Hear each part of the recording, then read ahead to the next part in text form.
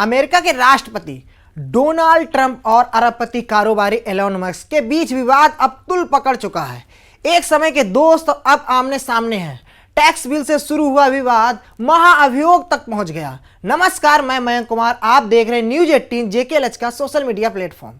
America की राजनीति में दोस्ती की मिसाल माने जाने वाले डोनाल्ड ट्रंप और एलोन मस्क की जोड़ी में दरार आ गई है। अब तक अच्छे दोस्त माने जाने वाले अमेरिका के मौजूदा राष्ट्रपति डोनाल्ड ट्रंप और टेस्ला एक्स जैसी कंपनियों के मालिक एलोन मस्क के बीच अब खुली जंग छिड़ चुकी है। हालात ये हैं कि अब दोनों एक दूसरे पर सरेआम आरोप लगाने में लगे हैं।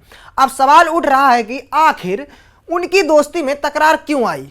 दरअसल सारा विवाद अमेरिका के $4 ट्रिलियन के टैक्स बिल से शुरू हुआ। ट्रंप को एलोन मस्क से शिकायत है कि उन्होंने वन बिग ब्यूटी बिल नाम के टैक्स कानून का विरोध किया, जबकि मस्क का दावा है कि उन्हें इस बिल की जानकारी तक नहीं दी गई।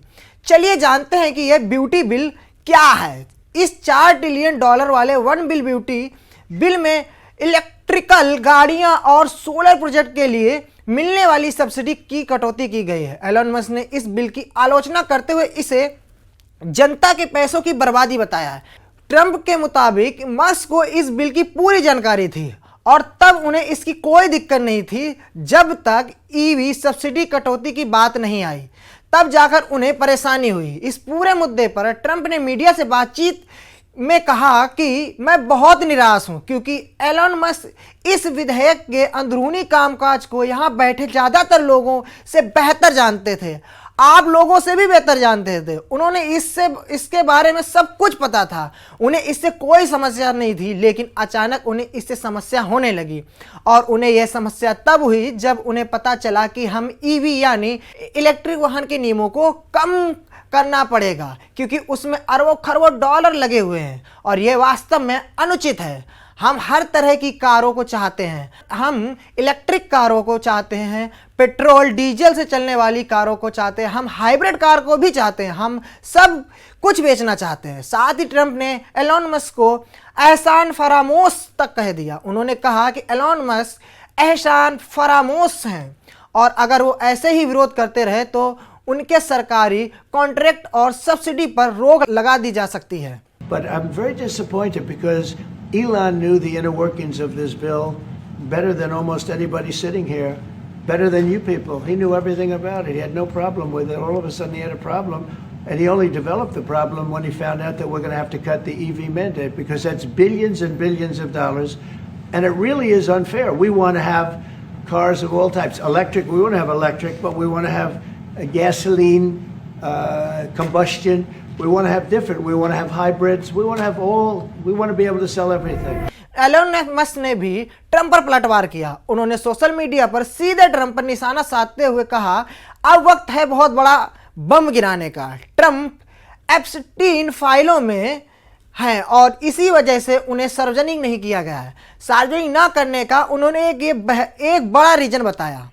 वो यहाँ नहीं रुके, इन्होंने और भी कहा। उन्होंने कहा कि अब अमेरिका में एक नई राजनीतिक पार्टी बननी चाहिए जो देश के 80% मिडिल क्लास का प्रतिनिधित्व करे।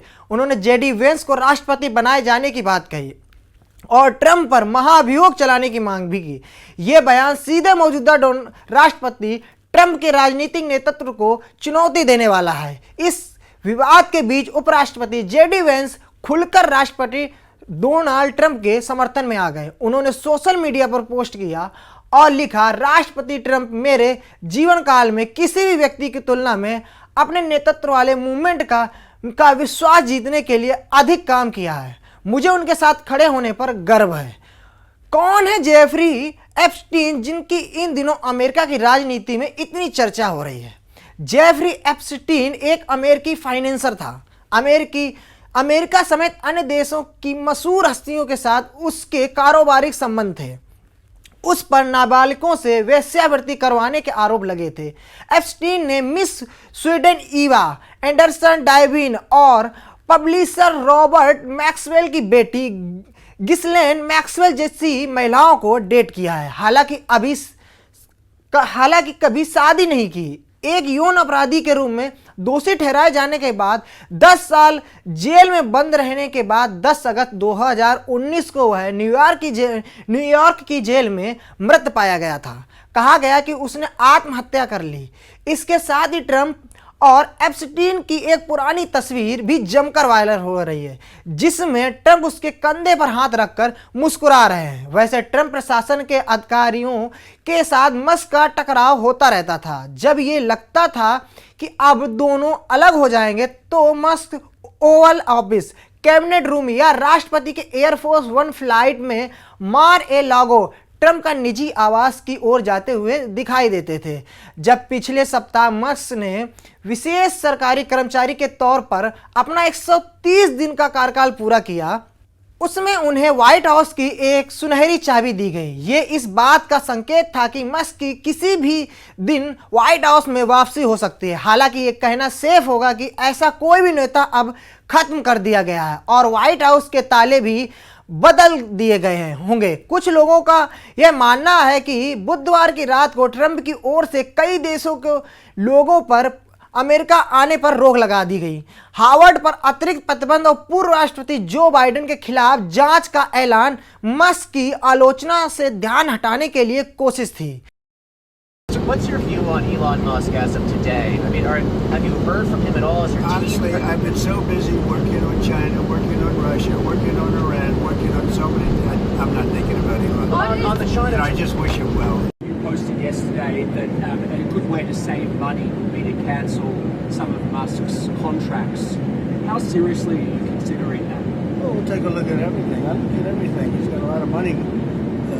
He gets a lot of subsidy. So we'll take a look at that.